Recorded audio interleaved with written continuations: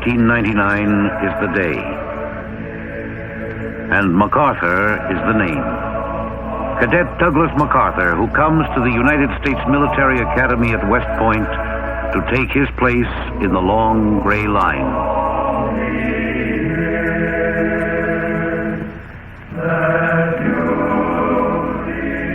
The America of Cadet Macarthur's time is the America of President William McKinley.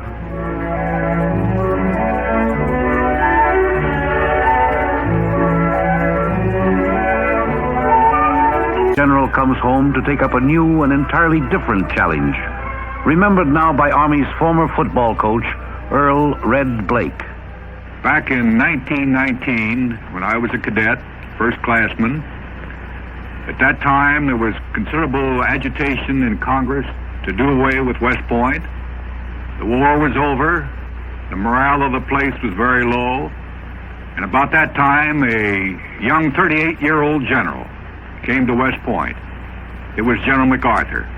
And it was he who saved the military academy, because he brought not only morale back to the Corps cadets, but he also established a rapport with the Congress, with the rest of the Army, that was exceedingly important in those days. General MacArthur had a great interest in athletics. There was nothing synthetic about General MacArthur's interest in sports, because actually he was a baseball player as a cadet. He also managed the football team.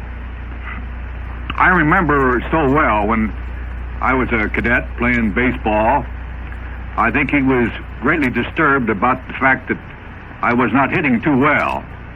Now, as superintendent, it was rather unusual for the superintendent to come out and coach a baseball player, but I would say this, that one afternoon he was so disturbed at my hitting, he came out, unloosened his Sam Brown belt, his blouse, and proceeded to give me some instruction in hitting.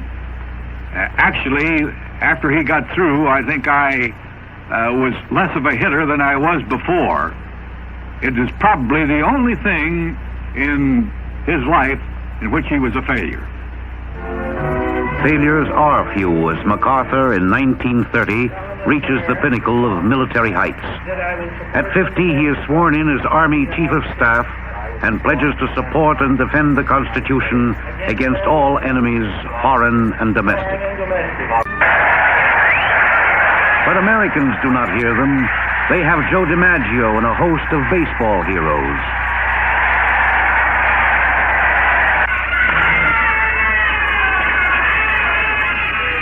Many are the boys who dream of being a Joe DiMaggio or some other sports idol in this wonderful summer of 1937.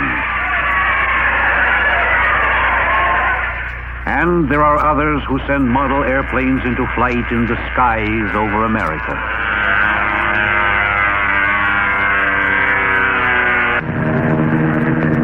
While Japanese aircraft deliver their bombs on the gunboat Panay, and American blood is shed.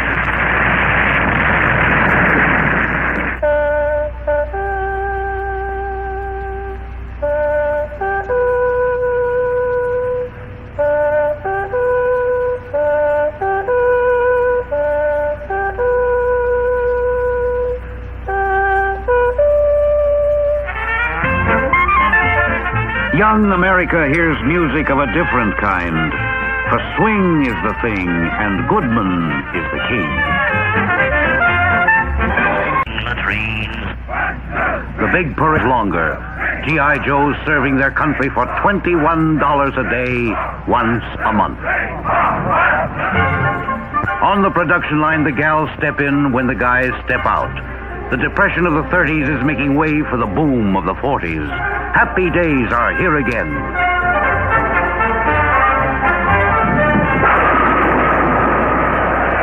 To improve our relation between two countries.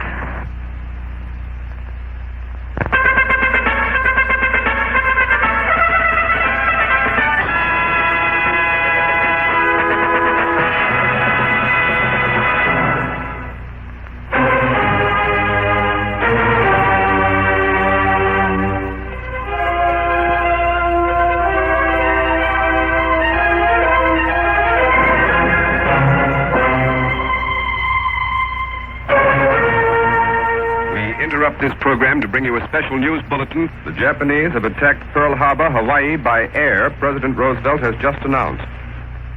No matter how long it may take us to overcome this premeditated invasion, the American people in their righteous might will win through to absolute victory.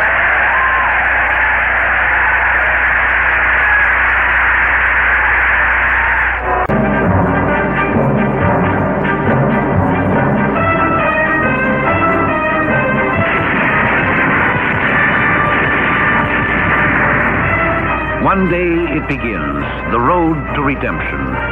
The general is there, and so too are brave GIs to look death in the face. This is not one war, but a multitude of wars. Against the steaming heat, the incredible filth, the malaria, the poor food, the sleepless nights, and most of all, the fanatical enemy who it seems hides behind every tree, every brush, and yes, every blade of grass. The Japanese pay. And as we advance, we pay too. Over and over and over again. The general comes to know, tramping the muddy jungle, that he must devise a new strategy. And he does. He will leapfrog the Japanese-held islands and leave the enemy behind to surrender or starve. And he will use paratroops to carry out what has long been his axiom of attack. Hit 'em where they ain't. Macarthur goes along. In the air or on the ground, he is an up-front commander. The only way to judge a war, he says, is to see the troops in action. And wherever and however the GIs go, it is always forward, northward. General Carlos Romulo. That day is etched in my memory because it was a brush with history that General Macarthur, with his superb leadership, wrought. When we landed on the beach, he said to me as he shook my two hands, "Carlos, my boy, you are home." That word home thrilled me. I had been homeless for 3 years and a half, and I was back home. And that was because America did not let my people down. And that was because General MacArthur made good his promise, "I shall return."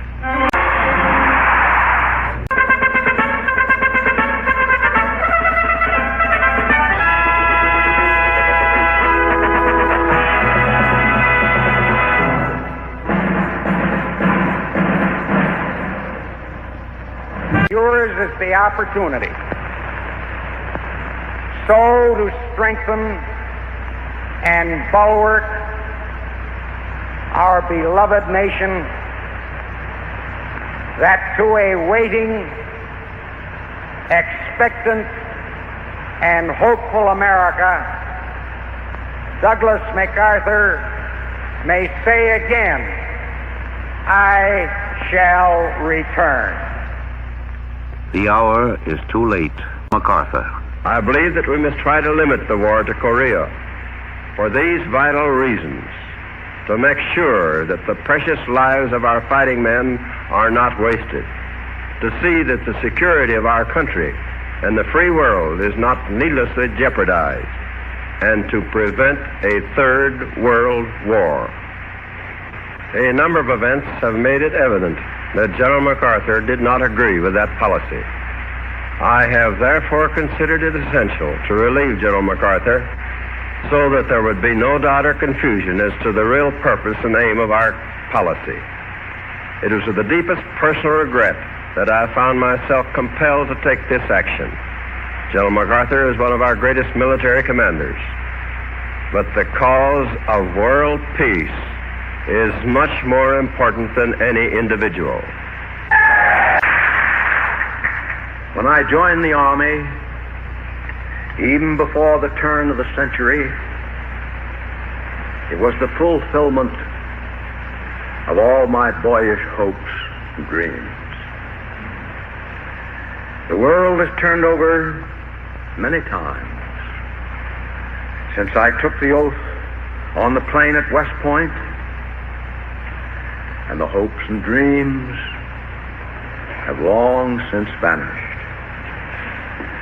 But I still remember the refrain of one of the most popular barrack ballads of that day, which proclaimed most proudly that old soldiers never die. They just fade away.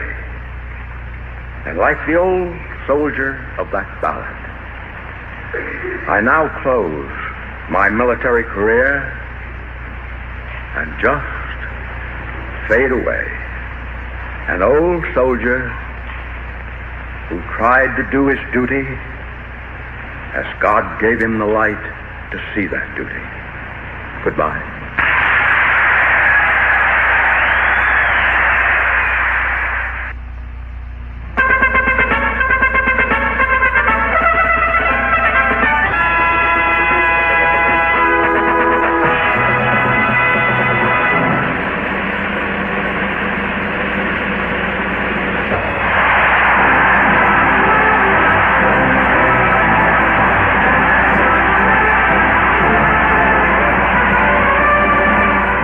America will not yield her heroes so easily. She cannot let Douglas MacArthur just fade away. She must, and she does, pour out her heart in thunderous tribute.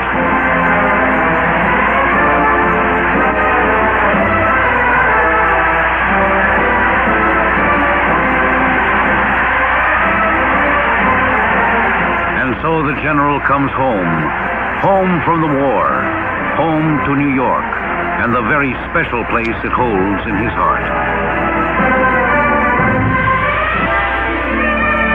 For it was here that Jean Marie Faircloth took as her husband Douglas MacArthur, to have and to hold. A son named Arthur in the family tradition blessed the marriage.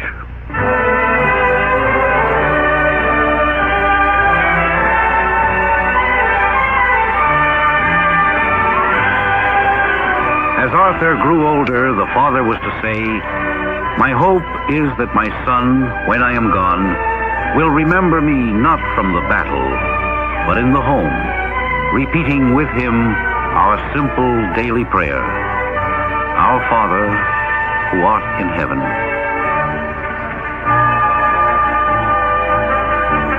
Mother and son shared the long, lonely times when the general was off with the troops in New Guinea, the Philippines, Korea.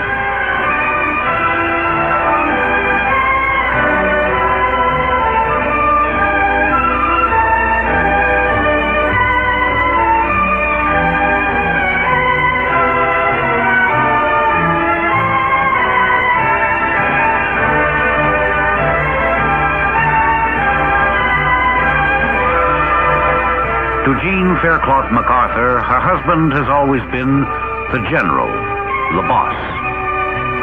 To Douglas MacArthur, she is my beloved wife and my best soldier. Together, their prayers have been for a son whose heart would be clear, whose goal would be high, so that as parents they might say, "We have not lived in vain."